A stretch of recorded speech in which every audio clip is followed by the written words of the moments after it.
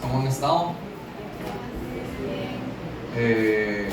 Bienvenidos otro domingo más en que podemos venir a adorar al Señor, aprender más de su palabra y a compartir con los hermanos y hermanas que el Señor nos ha dado. Entonces, usted tiene el rato de visitarnos, qué bonito verlo. Y es la primera vez que nos visitan, bienvenidos, siéntanse en casa. Y bueno, estamos estudiando la carta de Hebreos. Entonces ya estamos llegando casi al final de la carta de Hebreos y hoy nos toca estudiar el capítulo 13, versículos del 10 al 14. Entonces vamos a leer el pasaje y vamos a orar para estudiarlo juntos. Entonces sería Hebreos capítulo 13, versículos del 10 al 14, y voy a leerlos en Nueva Versión Internacional. Entonces no sé si lo van a proyectar.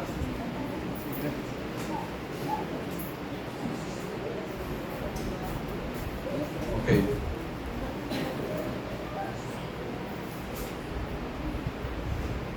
Bueno, comienzo. Versículo 10. Nosotros tenemos un altar del cual no tienen derecho a comer los que sirven en el tabernáculo, porque los cuerpos de aquellos animales cuya sangre es llevada al santuario por el sumo sacerdote como ofrenda por el pecado son quemados fuera del campamento, por lo cual también Jesús, para santificar al pueblo mediante su propia sangre, padeció fuera de la puerta. Así pues, salgamos a su encuentro fuera del campamento, llevando su oprobio, porque no tenemos aquí una ciudad permanente, sino que buscamos la que está por venir. Padre Santo, gracias, Señor, un domingo más, Señor, porque podemos venir aquí, Señor, a este lugar que has designado para que tu nombre sea alabado, para que tu nombre sea exaltado. Señor, gracias porque, Señor, tú eres el propósito por la cual estemos aquí hoy, Señor. Señor, gracias porque tu palabra es vida. Señor, tu palabra es esa leche, Señor, esa carnita que necesitamos, Señor, todos los días. Gracias porque es nuestro alimento espiritual. Tú eres la luz a nuestro camino, Señor. Tú eres lumbrera, Señor. Gracias, Padre, y te pido, Dios, que nos des un buen entendimiento de este pasaje. No es un pasaje fácil, Señor, pero te pido que nos ayudes. No es nuestro contexto, Señor, pero trae luz a nuestro entendimiento para que podamos verte en cada frase de este pasaje, Señor. Te pedimos, Señor, que nos ayudes y oramos en el nombre de Cristo Jesús. Amén. Ok, como les decía, estamos llegando ya casi al final de la carta de Hebreos, ¿verdad? Ha sido un largo caminar desde que empezamos, no sé cuánto, un año tal vez, o no sé, llevamos estudiando esta carta. Y durante todo este tiempo, a través de la carta de Hebreos nos ha llevado a tocar diferentes temas, ¿verdad? Hemos hablado de doctrina, hemos hablado de teología, hemos hablado de cristología, de todo lo que tiene que ver con Cristo. Hemos hablado de todo lo que parte del Antiguo Testamento, de todo lo que tiene que ver con los sacerdotes, los sacrificios, los altares, festividades judías, tradiciones judías. Hablamos también de aquellos héroes de la fe, ¿verdad? ¿Se acuerdan? Todo el pabellón de la fe que hablábamos en Hebreos. Este libro ha sido un libro lleno de la supremacía de Cristo, ¿verdad? Si uno podría decir qué es el libro de Hebreos, ¿verdad? Uno podría decir que Hebreos es el libro donde nos enseña que Cristo está por encima de todas las cosas, de todas las cosas. Él es mayor y mejor que todas las cosas.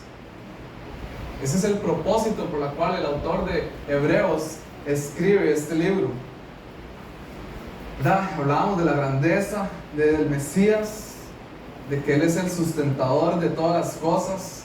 Jesús es mejor que los ángeles, Jesús es mejor que Moisés, Jesús está por encima de Melquisedec, ¿verdad? Aquel personaje que no tiene ni descendencia, ¿verdad? Cristo es mayor que todas esas cosas. Y nos anima, ¿verdad? Toda la carta de Hebreos es animándonos a poner nuestra fe en aquel quien es el único que puede darnos salvación y por la cual Él sufrió, ¿verdad? Ese fue el sacrificio perfecto. Él es toda nuestra vida. Él es el autor y consumador de nuestra fe. De eso se trata nuestro cristianismo.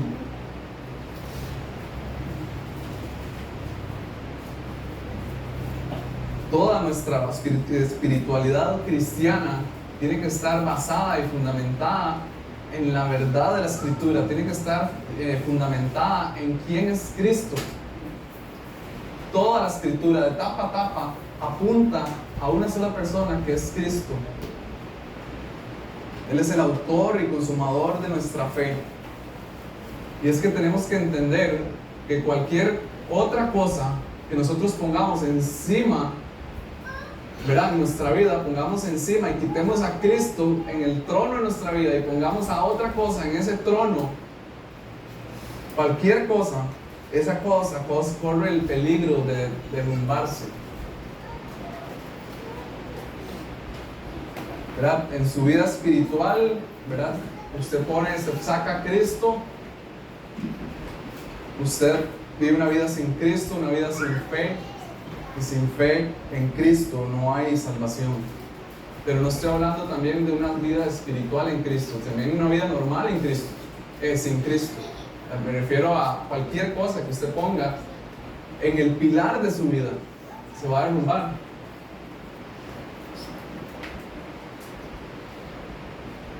Hablábamos ahora en la mañana de que si vemos cuál fue el primer mandamiento que Dios dio, Él decía amar a Dios sobre todas las cosas. Ese es el principal fundamento, el principal mandamiento que Dios dio, y seguido a eso es: y no amarás o no pongas ídolos delante de mí. Cualquier cosa que estorbe del hecho de que yo sea el principal punto de adoración en su vida, estás corriendo el riesgo. Se va a derrumbar. Cristo es el centro de toda la vida cristiana. Su salud, su trabajo, su esposo, su familia, sus hijos. Bienvenidos. Su dinero. Nada es garantizado en esta vida. Solo Cristo es el que te puede garantizar una vida eterna. Solo Cristo es el que te puede garantizar tener una vida y vida en abundancia. Todo lo demás puede venirse abajo.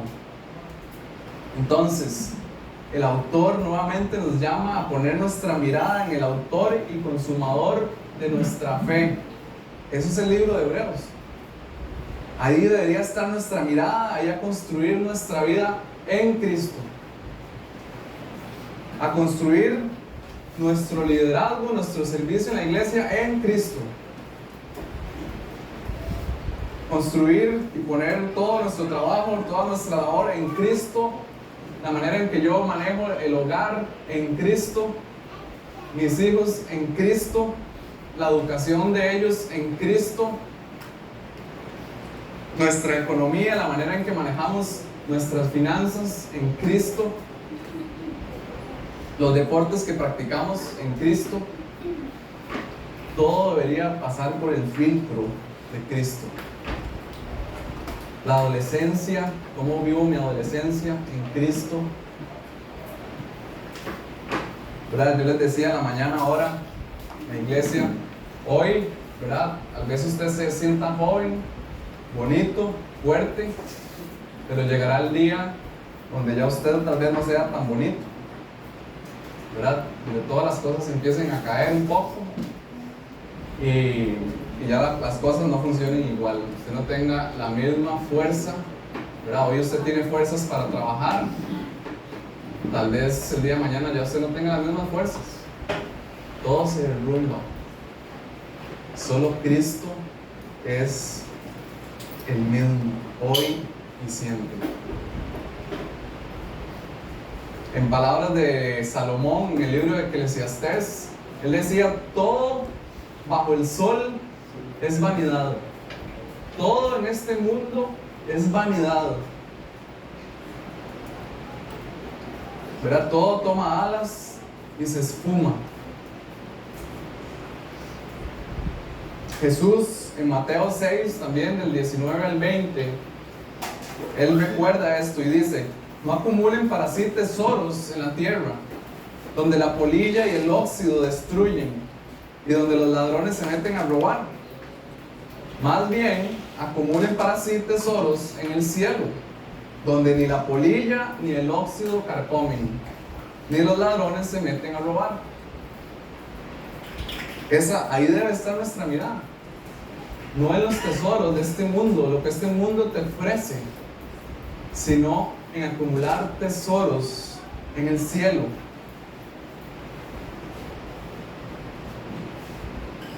¿Verdad? Yo cuando tenía 20 años, andaba en mis 20s, empecé a surfear y ahí iba a surfear y surfear. Llegaba un momento donde podía surfear 3 sesiones al día. Terminaba el día temblando, pero la surfeaba. Hoy surfeo 1 horita y media, 2 horas y ya estoy hecho leña. ¿Verdad? Ya no es el mismo cuerpo de hace unos 15 añitos. ¿Verdad? Pero ahí de nuevo, solo Cristo es igual hoy y siempre. Alguien podría decir: no, es que mis hijos son mi tesoro. ¿Verdad? Llegará un momento donde esos hijos van a cumplir 20 años y se van a ir de su casa. Y puede ser inclusive que se vayan a ir a vivir a otro país. Y su tesoro se va. Se podría decir: no, es que mi mascota es mi tesoro. Bueno, esa mascota sale a la calle, atropella un carro y hasta ahí llegó su tesoro.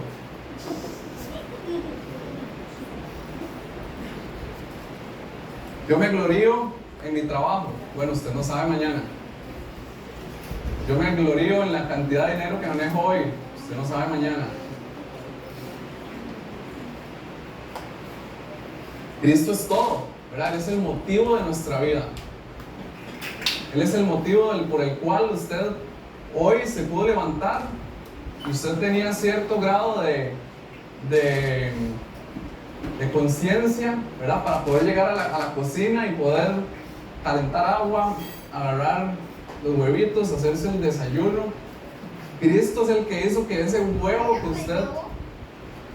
Pero ha comido, ¿no? Cristo es el que puso ese huevo en el sartén, en su plato. Cristo es el que sostuvo esa gallina. Dice que la palabra de Dios dice que el Señor no permite que una hoja de un árbol se caiga sin su consentimiento. La palabra de Dios enseña que Él sostiene todas las cosas con su mano poderosa. El equilibrio de toda la naturaleza funciona por Él. Él hace que el sol no se acerque a la tierra lo suficiente como para que la tierra se queme. O Él hace que el sol no se aleje lo suficiente para que la tierra se congele. Él sostiene todo en un equilibrio perfecto. Y por eso Jesucristo es la alegría de nuestra vida. Cristo es el gozo de nuestra vida. Por Él existimos y nos mantenemos. Él es nuestro sustentador. Y tal vez para nosotros el Señor nos ha hecho, ¿verdad? Nos ha abierto nuestros ojos y hoy podemos ver esta verdad, ¿verdad? Y nos ha dado un espíritu para que nosotros tengamos fe en Él y podemos ver claramente. Es más fácil de poder verlo y entenderlo. Pero la palabra de Dios dice que es locura para el que está sin Dios. Es locura.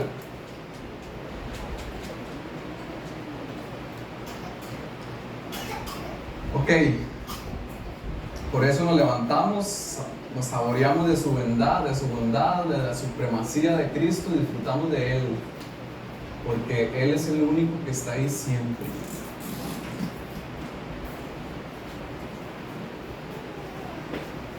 La semana pasada, a través de la enseñanza de Dani, ¿verdad? El autor de Hebreos nos llamaba a considerar, ¿verdad? A ver todo lo que Él, después de ver todo lo que Él ha venido desarrollando desde el capítulo 1, todas esas doctrinas, todas esas verdades, ¿verdad?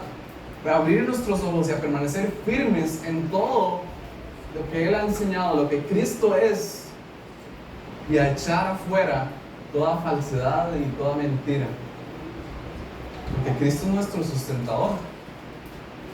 Él es el único que puede sostener su vida. Ahora, hoy, Dios nos llama por medio de este texto a una sola cosa, y es un solo punto que voy a desarrollar hoy.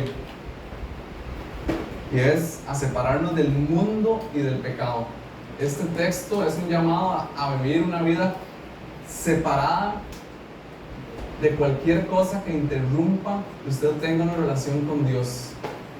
Este texto es un llamado constante a separarse de lo que dicta el mundo, a separarse del pecado y correr a Cristo.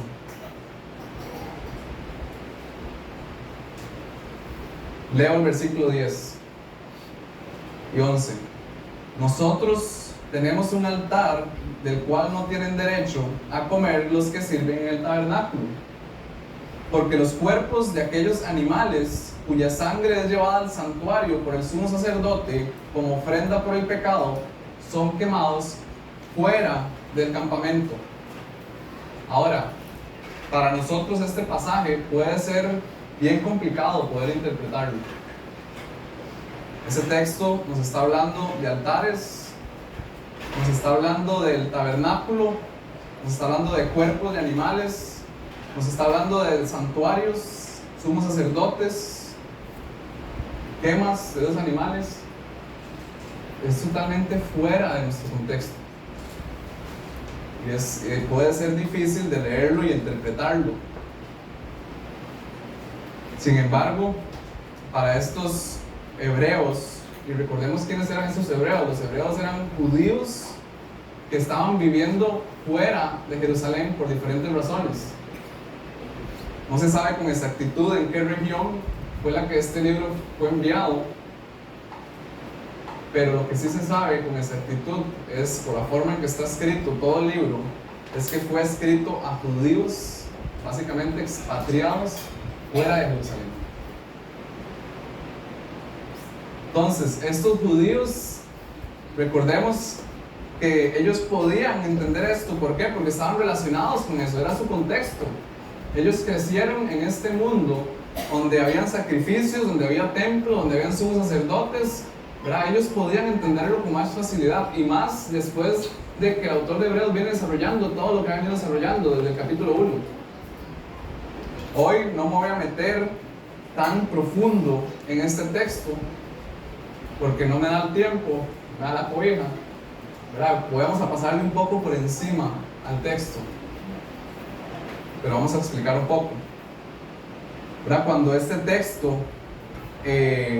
arranca diciendo nosotros tenemos un altar, de nuevo, ¿a quién fue dirigida esta carta? A los judíos. Judíos de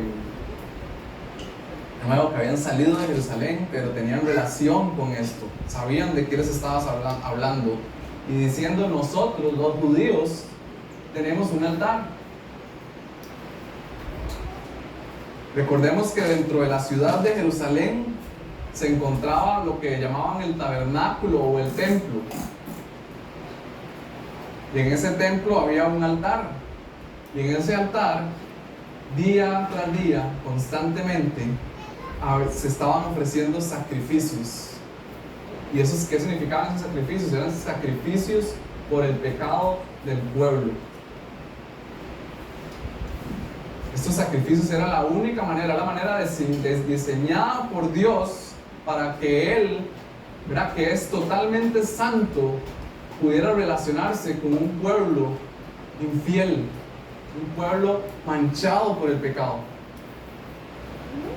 Dios había designado, había dado instrucciones de cómo hacer esos sacrificios para limpiarse del pecado y para que Él pudiera relacionarse con su pueblo. Sin embargo, en el Antiguo Testamento funcionaba de la siguiente manera: yo pecaba, yo tenía, ¿verdad?, que llevar por ese pecado un animal al templo. Ese animal tenía que ser un animal con ciertas características, sin manchas, sin defecto, presentado al templo, donde los sacerdotes tomaban ese animal y lo ofrecían en sacrificio. La sangre era rociada en el altar y los cuerpos eran quemados. Todo un sistema de sacrificios. Yo salía del templo, volvía a pecar, otra vez, otro animal, y día tras día, sacrificios, sacrificios, sacrificios.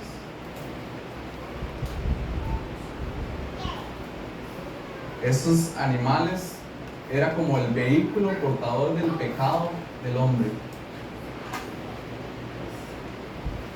Ahora, los sacerdotes que servían en el templo tenían el permiso de agarrar de esos animales para su sustento.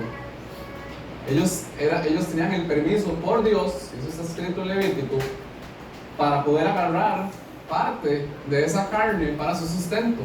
Ellos trabajaban en el templo, era su oficio, y como su oficio ellos agarraban eso para poder comer. Sin embargo, había un único día al año en cual les era prohibido tomar de esa carne. Y ese día es conocido como el día del Yom Kippur, o el día de la expiación. Y ese era el único día donde se agarraba un cordero sin mancha, perfecto. Un cordero era destazado, la sangre era rociada, y la carne de ese cordero era llevada fuera de la ciudad.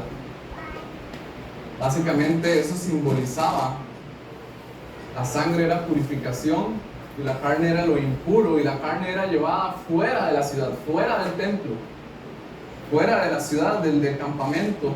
Todo lo impuro era sacado del templo, de la ciudad. Sin embargo, este texto de Hebreos hace una línea divisoria aquí entre los sacrificios del Antiguo Testamento y el sistema, sacrificial como pago por el pecado,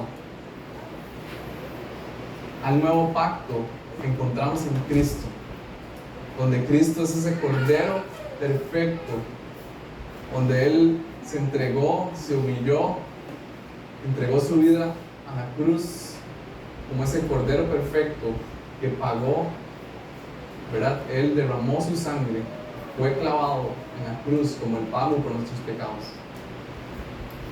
Sin embargo, Cristo, como un paralelismo, y lo vemos aquí, no fue llevado a la cruz dentro de la ciudad, sino que Él fue clavado fuera de la ciudad. Y eso es lo que encontramos en el versículo 12. Vamos a explicar un poco más este paralelismo. Ahora, traten de seguirme porque es un texto, no es fácil, es un texto complicado. Entonces, traten de seguirme. Versículo 12. Por lo cual también Jesús, y aquí está el paralelismo, para santificar al pueblo mediante su sangre, padeció fuera de la ciudad.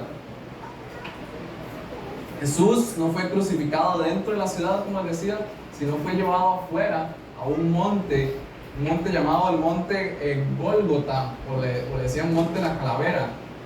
¿verdad? Él fue llevado fuera de la ciudad. Recordemos, y ahora venía hablando con Dani de esto, de que para los judíos no podían permitir que todos esos hombres impuros que morían en la crucifixión fueran muertos dentro de las ciudades. Entonces ellos sacaban lo impuro afuera. Cristo sacó, por decirlo así, la representación de ese pecado que fue sacado fuera de la ciudad. Él cargó con nuestros pecados. La muerte sustitutiva de Cristo lo que hizo fue llevar el pecado de todo el pueblo, el justo por pecadores. Él se hizo maldito por nosotros, de alguna manera, ¿cierto? Jesús llevó nuestro pecado no dentro de la ciudad, sino fuera de la ciudad. Igualmente, ¿verdad? Igual que aquellos animales en el día del Yom Kippur estaban siendo sacados fuera del campamento para que el pueblo pueda vivir, asimismo Cristo estaba cargando con nuestros pecados fuera de la ciudad para que los suyos puedan vivir.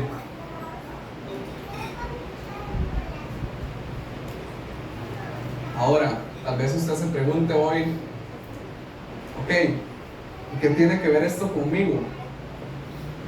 Bueno, el llamado del autor acá es que así como nosotros,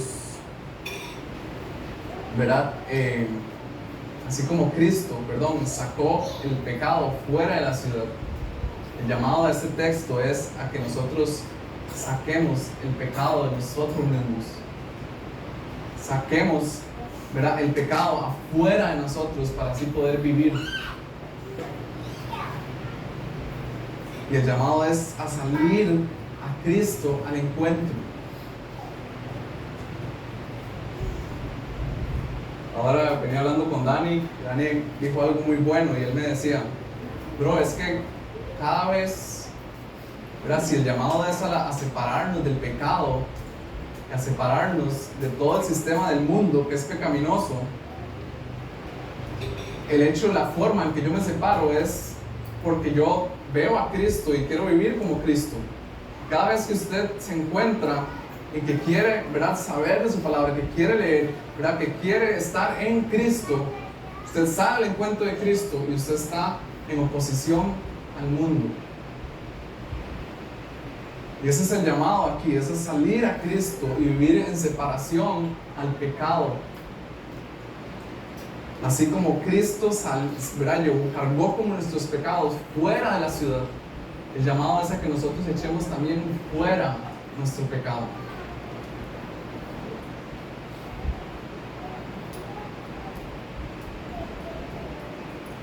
El cristiano debe salir al encuentro de Jesús, debe seguir a su Señor y separarse del pecado.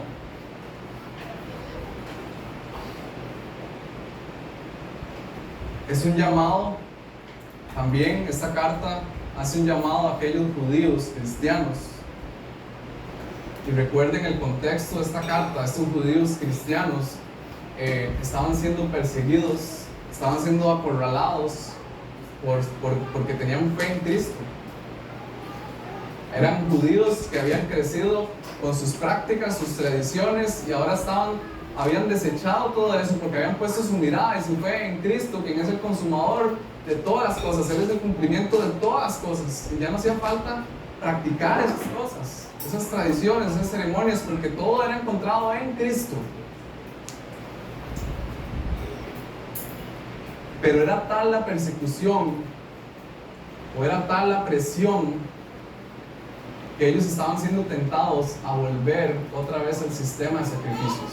Estaban siendo tentados a volver a todo, a rechazar a Cristo y volver a todo el sistema sacrificial. Y el autor de Hebreos lo que hace es, no, pongan su mirada en Cristo, continúen siendo fieles, permanezcan en Cristo, porque Él es el consumador de todo, en Él es el cumplimiento de todo. Todo se trata de Cristo, continúen en Cristo. Ustedes no están equivocados, esto es en Cristo, está todo.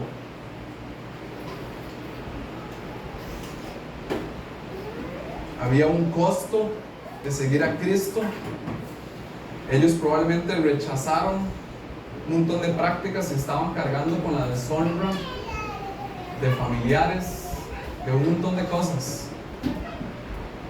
Y yo pensaba, ¿verdad?, en cómo traer esto a nuestro contexto. Y recuerdo que cuando yo conocí a Cristo, yo era católico. Y me encontraba poniendo mi fe en un montón de tradiciones católicas, en un montón de cosas católicas, y no voy a ponerme a explicar el catolicismo, pero básicamente el catolicismo lleva un camino de obras para poder reconciliarse con Dios. Todas las cosas que yo tenía que hacer para cumplir, para poder relacionarme con Dios. Y un día alguien me habló de Cristo y pude entender que yo no tenía que hacer absolutamente nada, sino creer en Él. Y mis ojos fueron abiertos.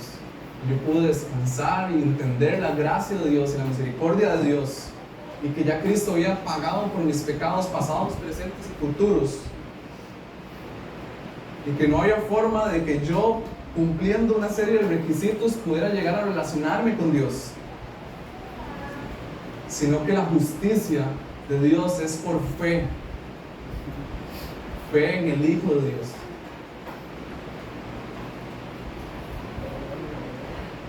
Todas esas ceremonias, tradiciones, cosas, las empecé a sacar de mi vida, porque eso me alejaba del camino que es por fe.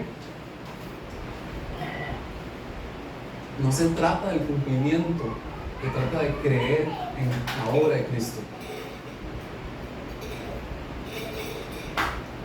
Filipenses, Pablo habla de esto en Filipenses 3, versículos del 8 al 9, y dice: y ciertamente aún estimo todas las cosas como pérdida por la excelencia del conocimiento de Cristo Jesús, mi Señor, por amor del cual lo he perdido todo y lo tengo por basura para ganar a Cristo y ser hallado en Él, no teniendo mi propia justicia, que es por la ley, sino la que es por la fe de Cristo, la justicia que es de Dios por la fe. Pablo había considerado todo lo que él sabía, toda la crianza que él había tenido en el judaísmo, en las cosas que es de la ley, y las consideraba por basura a fin de ganar a Cristo.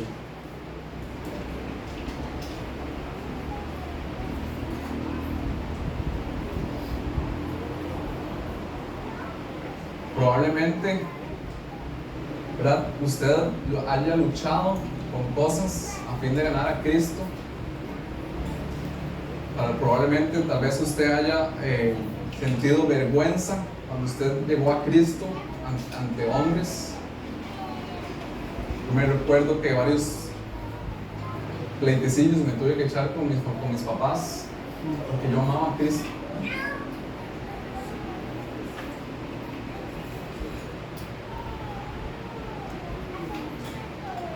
Esta semana, hablando con Dani, hablábamos del costo que significa seguir a Cristo.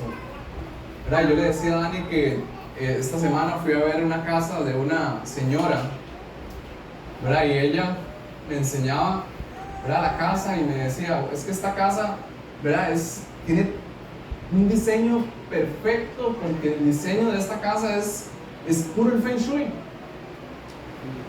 Es puro el Feng Shui. Y ya empieza a mostrarme, ¿verdad?, y que aquí tiene pegado un calendario maya, y por allá en la piscina tiene un Buda, y luego por allá que me enseñó unas piedras que las tenía ahí, que eran las piedras del equilibrio de la vida. Y yo solo pensaba en la gracia y la misericordia de Dios, de que yo pude haber estado ahí creyendo esas cosas. Pero todas esas cosas no las vivo, no las creo, porque le creo a Cristo, ¿verdad? Y si el día de mañana esa señora es llamada por Cristo, va a tener un momento de su vida donde ella va a tener que decidir: o sigo a Cristo o sigo estas cosas. Y ese es el costo de decir, bueno, desecho esto con tal de ganar a Cristo. Mi vida no está fundamentada en que el equilibrio que me pueda dar las piedras. Mi vida no está fundamentada en que si yo duermo de izquierda a derecha o de norte a sur, voy a vivir tranquilo. Mi vida no está fundamentada en las cosas que yo haga para lograr una paz interior, sino mi vida se trata de la obediencia en Cristo, de la vida que yo viva en Cristo. Y Cristo al final, Él me da todas las cosas. Él me da paz, Él me da vida, me da una eternidad con Él. Todas las promesas de Cristo son mías. Él es el sustentador de todo.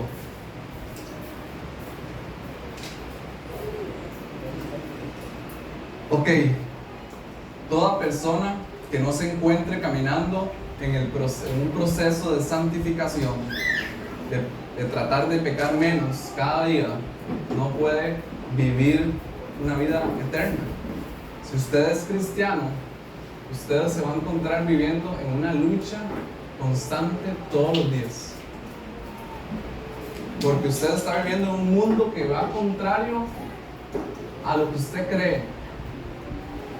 Usted está viviendo en un sistema que es, ¿verdad?, controlado por el príncipe de este mundo, que la Biblia llama Satanás, y usted vive en este mundo que va en corriente contraria a lo que usted cree.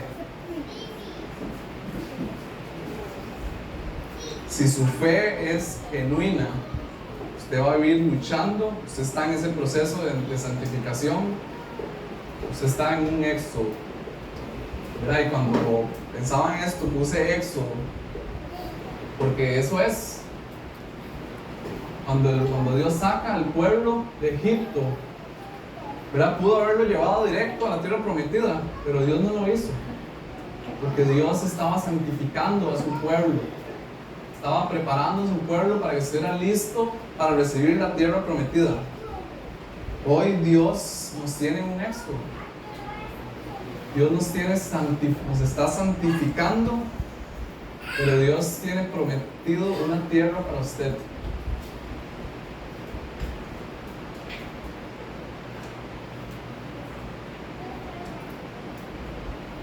El capítulo 13, ¿verdad?, como hemos venido hablando, es un capítulo bastante práctico. Y aquí encontramos la practicidad en la frase de salgamos a su encuentro. ¿Verdad? Aquí hay una acción. ¿Verdad? El autor de Hebreos nos está llamando a que nosotros seamos proactivos, a salir al encuentro de Cristo y a dejar nuestro pecado. Esa es la acción. Salgamos a buscar a Cristo. Estemos dispuestos a cargar el vituperio o la vergüenza que significa el hecho de que usted quiera seguir a Cristo. ¿Verdad? Porque eso fue lo que hizo Cristo. Él cargó con la vergüenza. Él cargó con el rechazo de toda la humanidad. ¿Verdad? Y nosotros somos llamados a imitar a Cristo. Y si nosotros tenemos que sufrir y cargar esa vergüenza, la vergüenza que sufrió Cristo, lo vamos a hacer por amor a Él. De nuevo, este mundo no es... Usted no tiene que construir un imperio en este mundo, sino en el mundo celestial.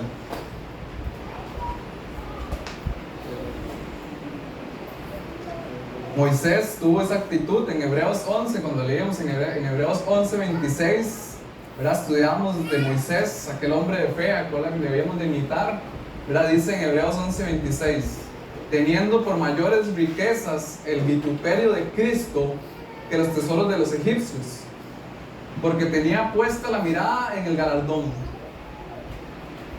Moisés era familia del faraón. Él tenía el disfrute de todas las riquezas de Egipto. Pero Pero Dios lo llamó a él a dejar todos esos tesoros, todas esas riquezas, y él sabía, ¿verdad? Dios puso en su corazón de que había algo más, y Moisés puso su mirada en el galardón.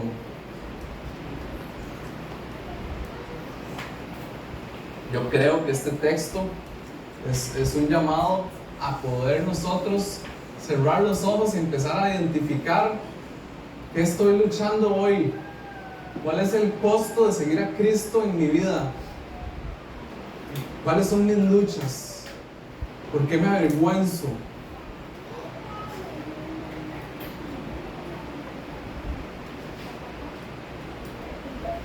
El pecado no es algo fácil de lidiar, es algo difícil, es un vicio, es algo que inclusive tiene a algunos esclavizados, dice la palabra.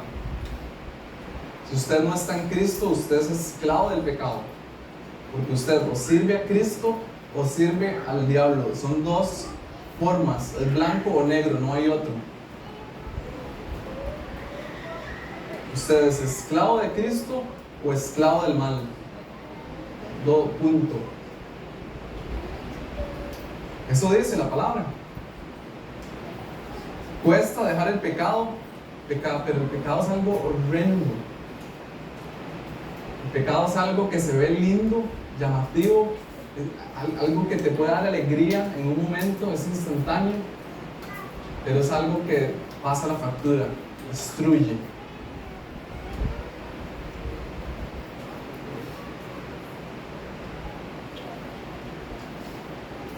Sin embargo, si usted está en Cristo, el Señor te ha dado las herramientas, te ha dado las armas para que usted pueda salir al mundo día a día y luchar contra el pecado. El Señor te ha dado un espíritu de poder, de dominio propio, para que usted pueda luchar con eso.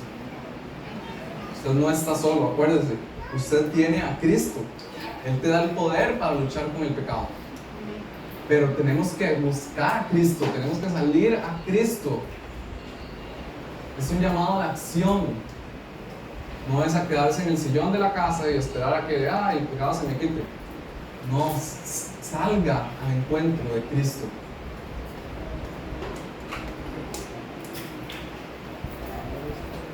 Para Jesús no fue fácil morir por el pecado. Él cargó con nuestras debilidades, cargó con nuestros pecados, cargó con nuestros sufrimientos. Para Cristo no fue fácil, ¿verdad? Y eso lo podemos ver en Mateo 26, donde Jesús, en la noche que iba a ser entregado, Él se encuentra orando, y más que orar, Él se encuentra clamando a Dios. Y dice, versículo 39, Padre mío, si es posible, no me hagas beber este trago amargo, pero no sea lo que yo quiero, sino lo que quieres tú. ¿Verdad? El sufrimiento de Jesús a través de este texto era demasiado. Y la palabra nos dice que Jesús sudaba como gotas de sangre. Y era tal la agonía de Cristo de saber que Él iba a cargar con el pecado, los sufrimientos, y todavía aún más estar lejos de su Padre por el pecado. Él sufría por eso. Pero que no se haga lo que Él quiera, sino lo que Dios Padre quiera. Él cumplió la voluntad del Padre. El pecado tiene un costo. Él cargó con nuestros pecados, y cada vez que nosotros pequemos, acordémonos de que Cristo, sí, somos libres y somos salvos por Cristo, por la fe en Cristo, pero eso tuvo un precio. Él sufrió por nuestros pecados.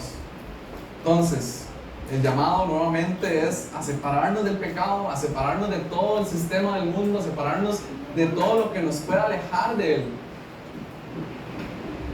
Y de nuevo, todo el autor de Hebreos viene después de que viene desarrollando cada cosa, mostrando a Cristo en cada cosa. Después de haber aprendido todo esto, se van a devolver a las prácticas, se van a devolver a las tradiciones, se van a volver al pecado.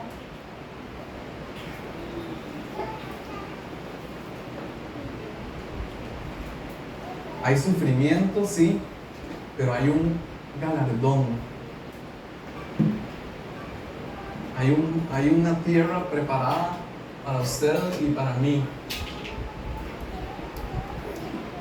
Segunda de Timoteo 3:12, Pablo le escribe a Timoteo: asimismo serán perseguidos todos los que quieran llevar una vida piadosa en Cristo Jesús.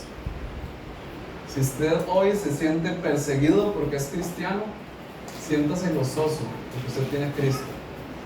Hay algo que la gente está viendo en usted que es contrario al sistema del mundo. Luche, permanezca en eso.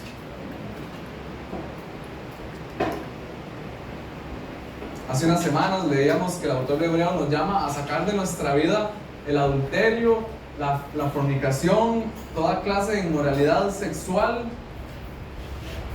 Y el cristiano tiene que estar dispuesto a eso, a dejar todo eso, por amor a Cristo. Como dice el pasaje, ¿verdad? Vamos a llevar el oprobio de Cristo. Tenemos que estar dispuestos a sufrir y a decir: voy a dejar esto que amo tanto, que me hace sentir bien, que siento un placer en esto, pero lo hago por amor a Cristo.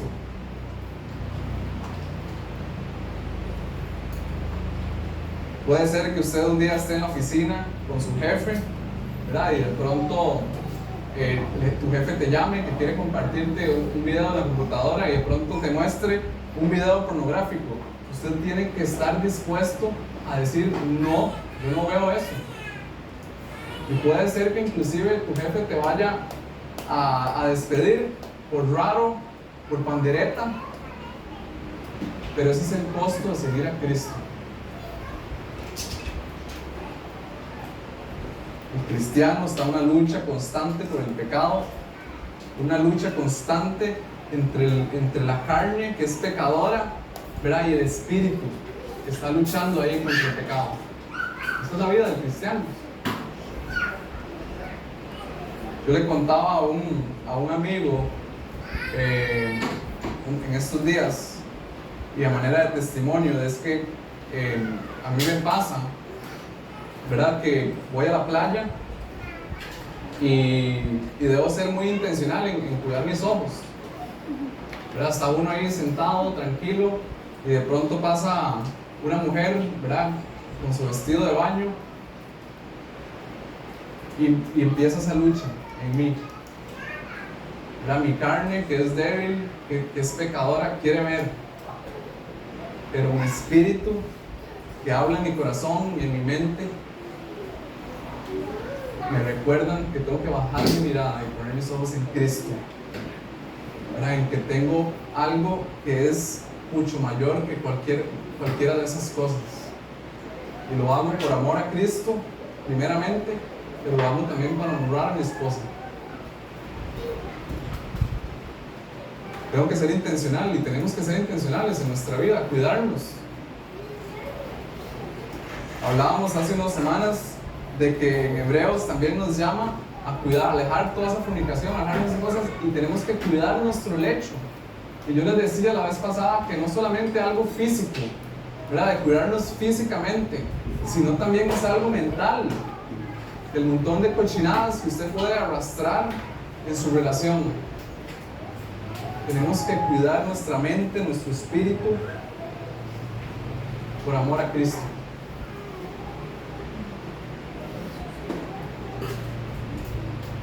Ok, muchas veces nosotros le hemos orado a Dios, ¿verdad? Ayúdanos y quítanos este pecado, ¿verdad? Y hay momentos en que Dios quita nuestro pecado de un día al otro, ¿verdad? Pero la mayoría de las veces no funciona así. La mayoría de las veces el Señor dice: bueno, ese es tu pecado, yo te voy a ayudar, pero se tiene que poner de su parte. Tenemos que luchar por eso. El Señor nos llama a vivir separados del sistema del mundo que es contrario a Él, ¿verdad? Y eso lo podemos leer incluso en 2 Corintios 6, 14 al 15, donde nos habla Pablo el apóstol Pablo de esta separación que debemos buscar. Dice: no os unáis en yugo desigual con los incrédulos, porque ¿qué compañerismo tiene la justicia con la injusticia? ¿O qué comunión la luz con las tinieblas? ¿Y qué concordancia Cristo con Belial? ¿O qué parte el creyente con el incrédulo? Este es un pasaje de separación. ¿Verdad? Aquí está Pablo hablando de que la vida del cristiano hay luchas. ¿Por qué? Porque la vida del cristiano busca esa separación, ¿verdad? El no unirse en yugo desigual con los incrédulos, la justicia con la injusticia, comunión de la luz con las tinieblas, Cristo con Belial, creyente con el incrédulo. El llamado es a no mezclarse con el mundo. Cuando hablo de vivir separados de todo el sistema del mundo, no estoy diciendo que nos vayamos a meter al monasterio, ¿verdad? Allá en Europa, al monasterio franciscano o lo que sea que haya. De eso no se trata. No se trata de enclausurarnos porque allá todo es impuro, entonces aquí vivo y no le hablo a nadie. De eso no se trata. Lo que está diciendo aquí este pasaje es que no tenemos que mezclarnos, no tenemos que pensar como el mundo, no tenemos que actuar como el mundo. Nosotros tenemos una verdad que es Cristo y eso debe ser lo que rige nuestra vida, no lo que dicta el sistema del mundo. ¿Verdad? Y Cristo habló de esto, ¿verdad? También le decía Cristo: no os ruego que los quites del mundo, sino que los guardes del mal. Y este es Jesús orando al Padre: no los quites del mundo, no los saques del mundo, pero guárdalos del mal. No son del mundo, como tampoco yo soy del mundo. Santifícalos en tu verdad. Tu palabra es verdad. Como tú me enviaste al mundo, así yo los he enviado al mundo.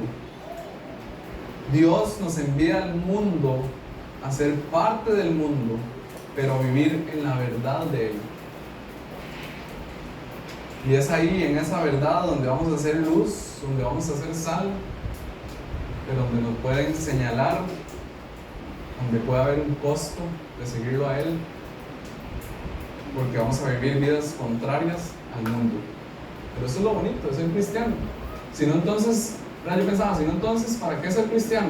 Si el cristiano actúa y vive la vida igual al mundo, ¿por qué ser cristiano? ¿Cómo la gente se va a dar cuenta que somos cristianos y vivimos igual que el mundo?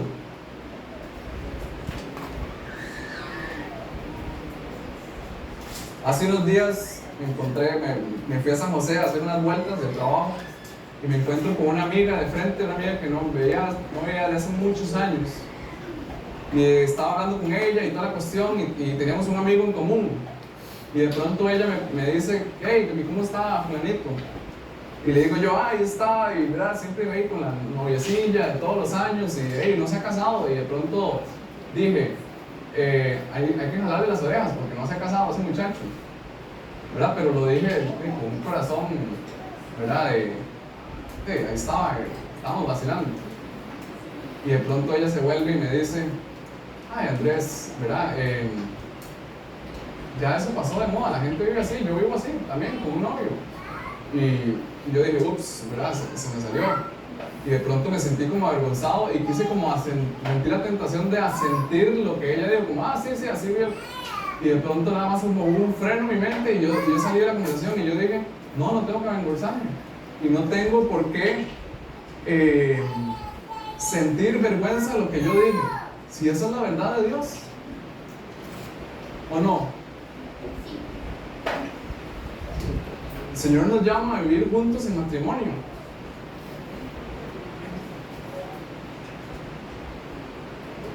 No tenemos que dejarnos guiar por lo que dice el mundo, ¿verdad? yo quiero ser exitoso, tenemos que evaluar qué significa el éxito para mí. Yo quiero que mis hijos sean exitosos. Bueno, evalúe qué significa el tener un hijo exitoso para usted. Páselo por el filtro de la escritura. Somos llamados a vivir una vida en obediencia y comunión con Cristo. Tenemos una guerra y no podemos, ¿verdad?, bajar la guardia. Ese es el llamado, a correr la carrera de la fe de Hebreos. Versículo 14.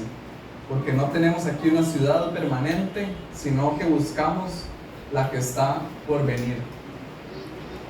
Entonces somos llamados a separarnos del mundo, a no regir nuestras vidas por los valores y las definiciones del sistema del mundo, sino somos llamados a poner nuestra mirada en aquella ciudad que está por venir, a cómo debe vivirse una vida cristiana de acuerdo a la verdad de Dios, de acuerdo a los parámetros de Dios.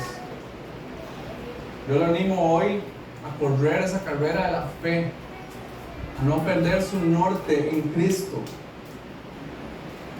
no poniendo la mirada en las cosas de este mundo, sino poniendo la mirada en lo que está por venir. La palabra de Dios dice que Él se fue a prepararnos una morada. El Señor tiene preparado una morada para usted. Créale a Él, viva su vida, renuncie a sus cosas, deseche, ¿verdad?, todo lo tenga por basura con tal de ganar a Cristo.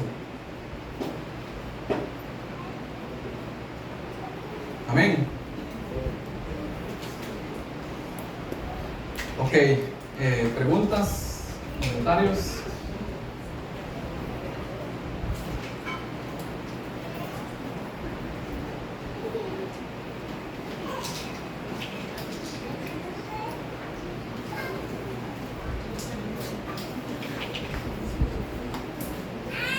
Bueno,